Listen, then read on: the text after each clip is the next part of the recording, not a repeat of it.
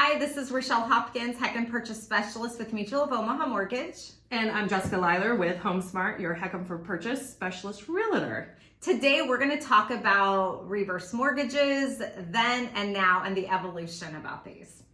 So I'd like to start off by saying reverse mortgages have been around since the 1960s.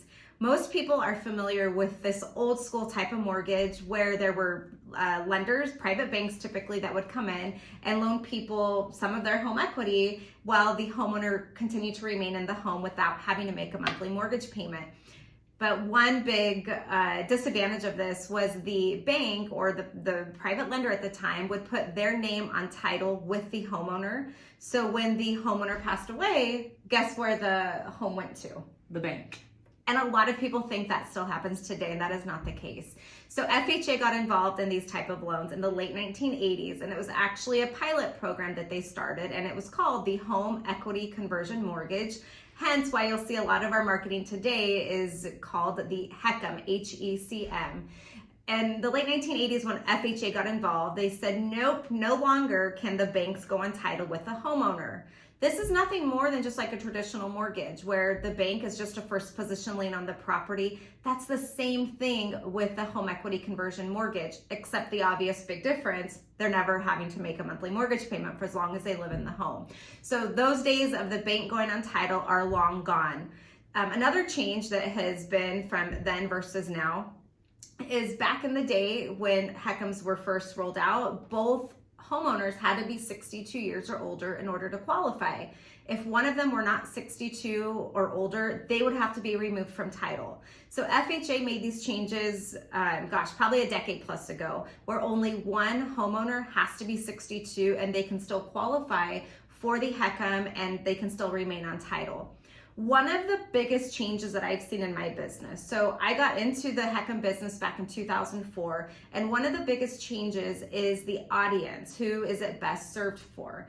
And back in the day, the ideal candidate for a HECM was the little widow who could no longer make a mortgage payment. And that's who they were truly meant for. But with a lot of sophisticated financial thought leaders out there, they have completely helped us change, and this product has evolved. This is a sophisticated financial planning tool that is used in retirement. People are entering retirement and they don't have the pensions like they used to have. They're looking for strategies. How can I make my money last them? And so reverse mortgages have actually become like a hip, cool thing nowadays. One of the biggest changes that is, even though it's been 10 plus years ago, but it is still one of the freshest ways on how to use a HECM, is the purchase. And this rolled out in 2009. So I have one of my favorite referral partners, Realtor, Jessica, here with me today. And Jessica, I would like for you to share with our audience today, once this rolled out where they can purchase their home with a HECM, how has this impacted your business and your clients? So previously, because this did not exist, if somebody wanted to utilize a reverse mortgage, they would need to buy their home with a traditional conventional loan. And then once they've closed on it, they would need to refinance it into that reverse mortgage.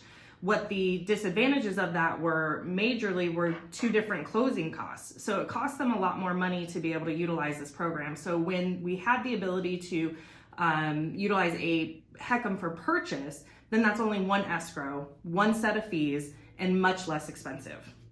Well, and Jessica, we're going to talk about this in an upcoming video, but also qualifying is very different from a HECM versus a traditional mortgage.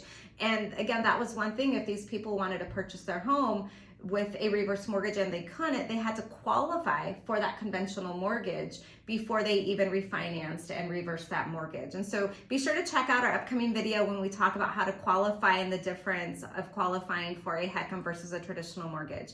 But thanks so much for tuning in. Again, my name is Rochelle Hopkins with the Mutual of Omaha Mortgage, and I'm your HECM for Purchase Specialist. I'm Jessica Leiler with HomeSmart, your HECM for Purchase Realtor.